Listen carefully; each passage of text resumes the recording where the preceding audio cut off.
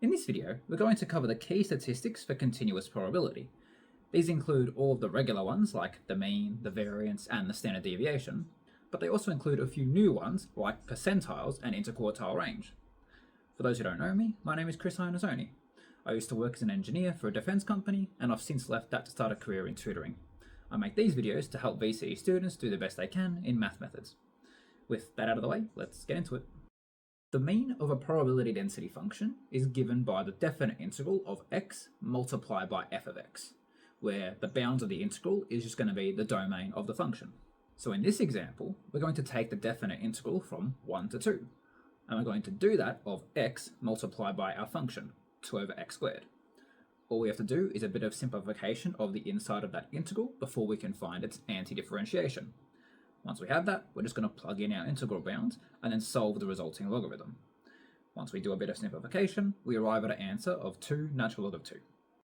Sometimes you're going to be asked to find the expected value of a function rather than just expected value of x. In these circumstances, all we're going to do is replace every instance of x with that function. So in this case, we're finding the definite integral of 2x plus 3 multiplied by f of x. So, just like before, we're just going to simplify the inside of our integral until it becomes something that we can anti-differentiate. And in this case, it's just a matter of splitting that integral up into separate integrals that we can evaluate individually. If your substituted function is linear, then you can use a linear simplification that's detailed here.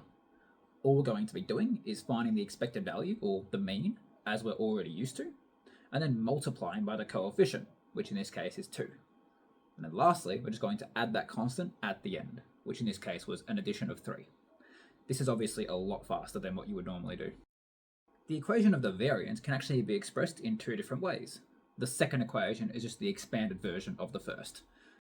Which equation you use is up to personal preference, since these are often CAS-style questions, though it's worth mentioning that the only one that will appear on your formula sheet is the first equation. So, to calculate the variance, we need to figure out what the mean is first. We've already seen how to calculate the mean for this function specifically, so I'm just going to borrow that result from earlier.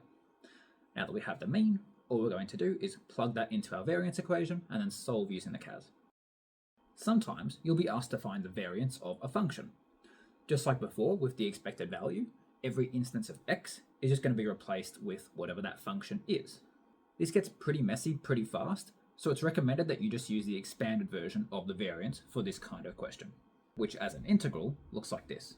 And once again, if these questions ever come up, they'll be a CAS question, so you don't have to worry about doing this by hand. There is also a simplification for linear substitutions. All we have to do is find the variance as normal, and then multiply by the coefficient squared, which in this example here is going to be 2 squared, or just 4. We've already seen how to calculate the variance for this function, so I'm just going to borrow the result from earlier. Now that we have the variance, all I'm going to do now is multiply by 4. And sure enough, when I do that, I'm going to get the same result as earlier with a lot less work. Standard deviation is always just the square root of variance. So unless the question is worded in a very special way, 9 times out of 10, all we're doing is first finding the variance and then square rooting the answer. It's pretty quick. Percentiles are a new kind of statistic that is introduced in continuous probability. Percentiles are all about finding an upper bound of an interval such that x% of the total probability is to the left of that point. For example, the 70th percentile would look like this on the graph. 70% of the total area is to the left of that spot. One special kind of percentile is called the median, which is just the 50th percentile. So all that means is that 50% of the probability is located to the left of the median. Percentiles are always solved by leaving the upper bound of our integral as an unknown and equating that integral to whatever the percentile is. If you want to find the median, then you equate the integral to a half. If you want to find the 70th percentile, then you equate it to 0.7.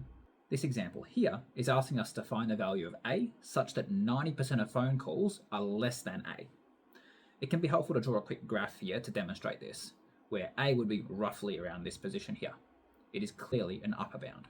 So we're just going to put a in the upper bound of our integral and equate it to 0.9 since we're looking for the 90th percentile. Now these are usually CAS questions as well, but since this one can be reasonably done by hand, I'm also going to show you how to do that as well. Our function was an exponential, and the variable was trapped inside the exponent of that exponential. The only way to get it outside of the exponent is to convert to an equivalent logarithm form, which is why our answer is a logarithm. And then finally, this brings us to a discussion about the interquartile range, or sometimes just shortened to IQR. The IQR is fairly straightforward. It's just calculating the 75th percentile and then subtracting the 25th percentile. That's it. So when we're solving it for this example here, we're going to start by finding the 75th and 25th percentile, and then just perform the subtraction. Nice and easy to leave off with. If you found this video helpful and would like to see more, I actually have all sorts of additional resources available for free on my website. Just click the link in the description and you can access them here. And if you'd like my personal help, then consider signing up for the tutoring program. I offer the first 2 weeks free of charge, so you can get a feel for whether or not this will be a good fit for you. Otherwise, I'll see you in the next video.